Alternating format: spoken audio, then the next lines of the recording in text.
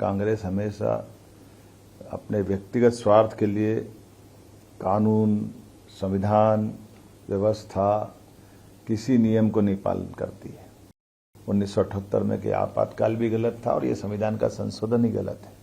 इससे बढ़कर क्या होगा? तो बेहतर होगा कांग्रेस अपनी आत्मा के अंदर टटोले और लोकतंत्र की भावनाओं को जाने। आपातकाल दिवस, काला धब्बा,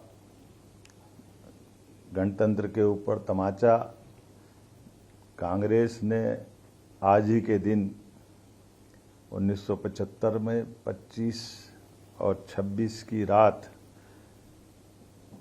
ये जो कलंक लगाया था, इंदिरा गांधी जी ने अपने चुनाव हारने के बाद कोर्ट के द्वारा दिए गए निर्णय के परिप्रेक्ष्य में, चूंकि कोर्ट ने उनके चुनाव का योग्य बताते हुए राजनारायण जी को विजयश्री देने का निर्णय सुनाया था। लेकिन जैसा कि होता आया, कांग्रेस हमेशा अपने व्यक्तिगत स्वार्थ के लिए कानून, संविधान, व्यवस्था, किसी नियम को नहीं पालन करती है। और अंबेडकर जी के लिए आज ग्वालियर में कांग्रेस के मित्र घड़ियाली आंसू बहा रहे हैं। वो बेहतर होगा कि उपवास में याद करें कि अंबेडकर जी को जीते जी उनने कितना त्रास दिया है।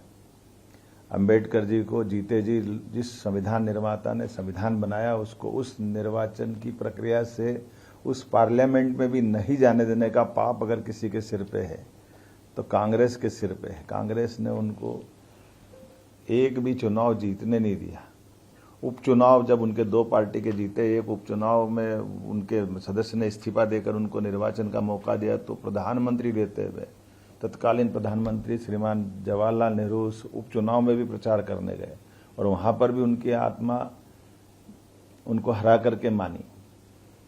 दुर्भाग्य के साथ कहना पड़ेगा, वो जीते जी उनको जितना कष्ट दिया, मरने के बाद भी, उनके शरीर छूटने के बाद, एक ऐसे महान अंबेडकर जी जिनने अपने जीवन के सभी पक्षों से समता आधारित समाज, संविधान, कितना योगदान दिया, लेकिन उनको देहावसान के बाद दिल्ली में उनके अंतिम संस्कार का भी मौका नहीं दिया है।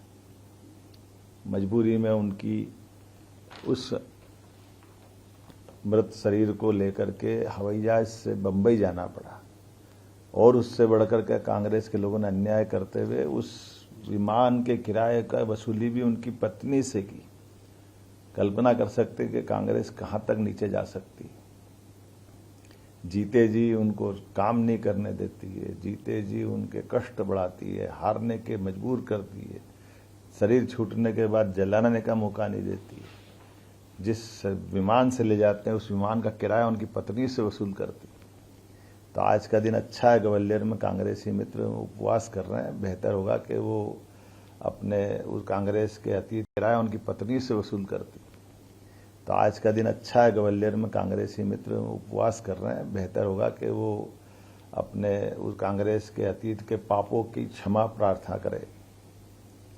और ये जो पूरा घटनाक्रम अंबेडकर जी के प्रतिमा को लेकर के ये पूरा संकट खड़ा किसने खड़ा किया? कांग्रेस ने पहले विरोध किया और कांग्रेस ही आज बजाय ये कोर्ट में, हाई कोर्ट के चीफ जस्टिस की कमेटी के पास जाए, उनसे वहां निवेदन करे कि हाँ आप जल्दी निराकरण करो, हमारा पक्ष सुनो, लेकिन बजाय वहां करने के वोट की राजनीति करने ग्वालियर में जनता को मूर्ख बनाने आए। जनता सब जानती है और बहुत अच्छा संयोग है। जिस दिन वो संविधान की आत्मा रोई थी, संविधान के साथ अन्याय करा था कांग्रेस ने, उस दिन उनने उपवास करते हुए ये दोनों झूठ के पर्दे खुलेंगे। अंबेडकर जी के साथ उनके द्वारा किया गया अन्याय और संविधान के साथ, संविधान में संशोधन 42वां और 39वां, जिसके आधार पर इंदिरा गांधी जी ने अपने आप को प्रधानमंत्री पद को सभी न्यायालयीन कार्रवाई से ऊपर मान लिया था। ऐसा तो कभी हुआ ही नहीं, जिसको सहायोग कमीशन ने बाद में सिद्ध किया कि हाँ ये गलत हुआ है 1978 में कि आपातकाल भी गलत था और ये संविधान का संशोधन ही गलत है। इससे बढ़कर क्या होगा? तो बेहतर होगा कांग्रेस अपनी आत्मा के अंदर टटोले और लोकतंत्र की भावनाओं को जाने। जनता इसीलिए उनको घर बिठाती है और ऐसी हरकतों से और जनता की निगाह में वो नीचे गिर रहे हैं।